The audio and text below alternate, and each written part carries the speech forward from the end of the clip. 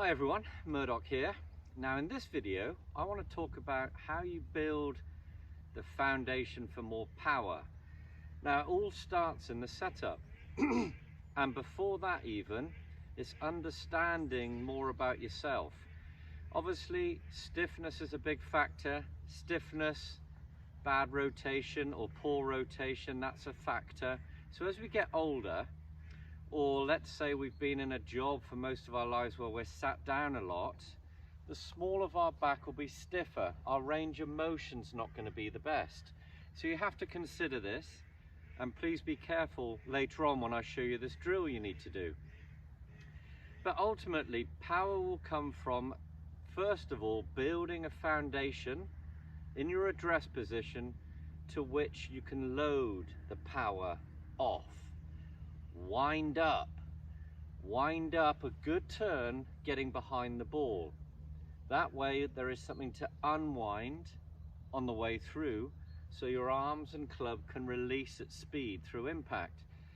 So let's start with understanding, and I have spoken about this in earlier videos, so if you've watched those, do watch this one as well, because golf is Groundhog Day. Every day you start, you've got to check your basics, and it's so easy to slip into a bad habit if your feet are like I'm going to describe.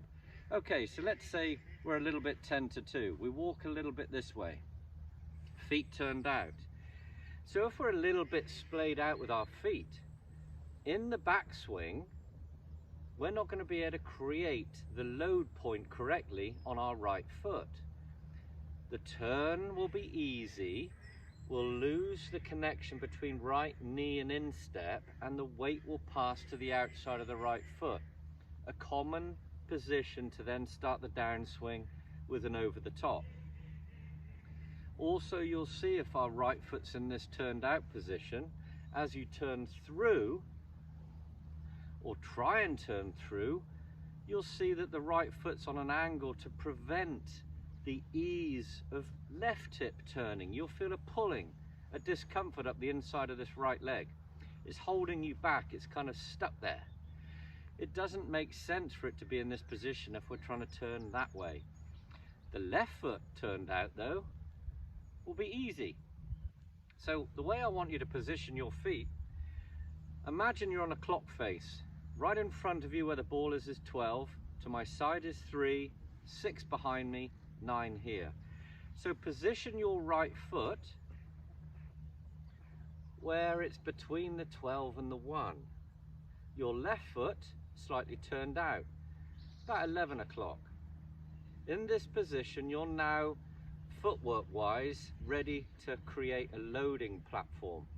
Now, the next thing to consider is not too much knee bend. Too much knee bend, you can be willowy as you create load. We can't sustain it. We need to be stronger here. So only a little bit of knee flex. So from the down the line view, I want you to feel tall with your legs. Just rock onto the balls of your feet. A little bit of knee flex, just to feel athletic. And as you bend from your hips, I want you to feel a tightening in the hamstrings here as you come in to touch the top of your toe, kneecaps here. That's good posture. Shoulder blades back. So you're feeling as if you've got a slight discomfort in the small of your back. Hamstrings are stretching.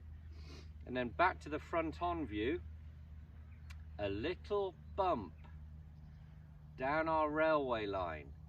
So railway line, I'm talking about the line your feet are on and the line the ball is on. Imagine you're on rails and you just slide ever so slightly down your feet line. What you'll see happens here, it creates the angle of which your right hand can be on the club lower. The spine tilts slightly backwards, and you'll feel now how the load point is going to be more on the inside of that right foot. About 50%. Imagine you can slide a credit card under the outside of your right foot. That's a nice analogy to have. Left foot, it's 50% on the sort of base of that ball of your feet, the wide bit of your shoe. In this position, you're now ready to hold the club. That's your setup. Ball position for a driver obviously will be forward in your stance.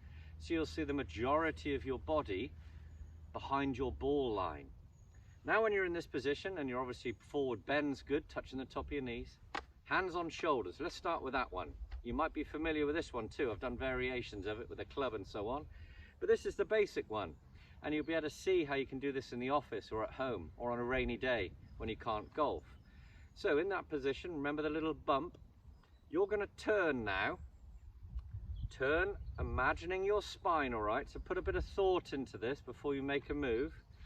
Low ceiling, you're bent forward, so you're thinking of your spine, and you're going to turn around it. So that right hip's going to start moving now for the first time for a lot of you guys. Right hip turns behind you, bringing the left shoulder into shot.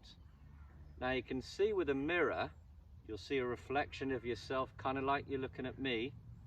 You'll be able to see a turning.